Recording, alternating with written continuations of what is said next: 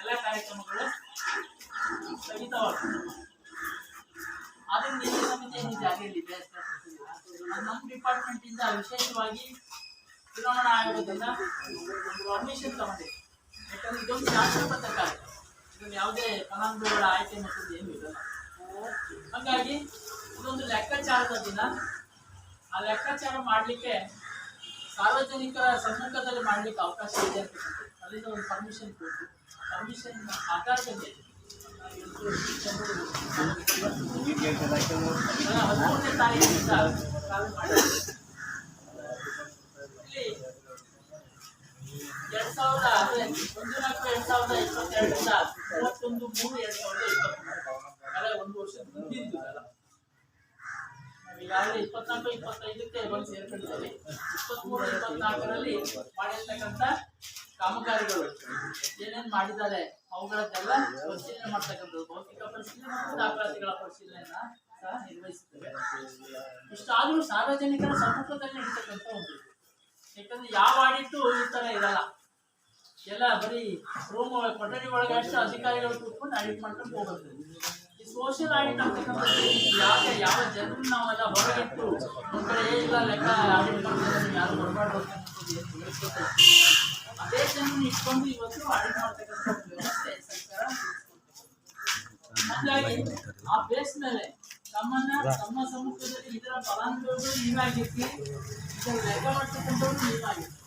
ಹಂಗಿರ್ಬೇಕಾದ್ರೆ ಈ ಪಂಚಾಯತಿಯು ಕಳೆದ ಒಂದು ವರ್ಷದ ಅವಧಿಯಲ್ಲಿ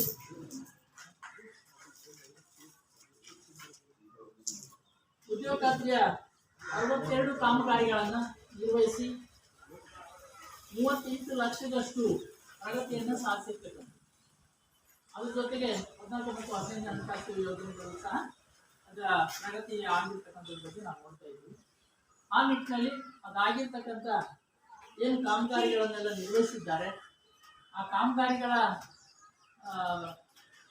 ಮಾಹಿತಿಯನ್ನು ಸಹ ತಮಗೆ ಪಂಚಾಯತಿಯವರು ಓದಿ ಹೇಳ್ತಾರೆ. ನಾವು ಎಲ್ಲೆಲ್ಲಿ ಕಾಮಗಾರಿ ಮಾಡಿದ್ದೇವೆ, ನಮ್ಮ ಇದರಿಂದ ಆಗಿದೆ ಅಂತಕ್ಕಂಥದ್ದನ್ನು ಎಲ್ಲ ತಮ್ಮ ಗಮನಕ್ಕೆ ಬರ್ತದೆ. ಅದರ ಮೇಲೆ ತಾವೆಲ್ಲ ಚರ್ಚೆ ಮಾಡಿ ನಿರ್ಣಯ ಮಾಡಬೇಕಾಗ್ತದೆ. ಯಾಕೆ ಹೇಳ್ತೇನೆ ಅಂತಂದರೆ, ನಮ್ಮಲ್ಲಿ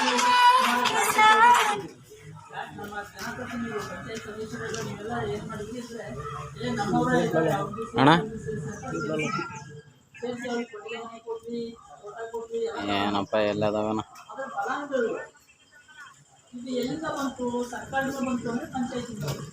ಯಾವ ಚೀಲ್ದಾಗ ಎಲ್ಲ ನೋಡಲ್ಲಿ ಬಚ್ಚಲ್ ರೂಮು ಅಲ್ಲೆಲ್ಲಾರ ಚೀಲ್ದಾಗ ನೆಟ್ಟಿಲ್ಲ ಏನಂಗಾದ್ರ ಅದರಾಗೆ ಇತ್ತು ಅನ್ನೋ ನೋಡ್ಬೇಕು.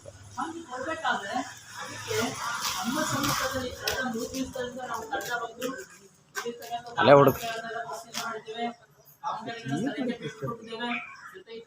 ಕೆಲಸ ಮಾಡಿರ್ತಕ್ಕಂಥವರ ಉದ್ಯೋಗಾಂಶಿಗಳ ಮನೆ ಭೇಟಿಯನ್ನು ಸಹ ಮಾಡಿ ಅವರ ಮಾಹಿತಿಯನ್ನು ಪಡ್ಕೊಂಡಿದ್ದಾರೆ. ಅದನ್ನೆಲ್ಲ ತಗೊಂಡು ಇವತ್ತು ಒಂದು ವರದಿಯನ್ನು ಸಿದ್ಧಪಡಿಸಿ ಆ ವರದಿಯನ್ನು ಇವತ್ತು ಸಾರ್ವಜನಿಕರ ಸಮ್ಮುಖದಲ್ಲಿ ಹೋಗ್ತೈತೆ ಹೋಗ್ಲಿ ಬಿಡು, ಅಲ್ಲಾರ್ದ ಇಲ್ಲಾರ್ದ ಹೋಗ್ತೈತೆ.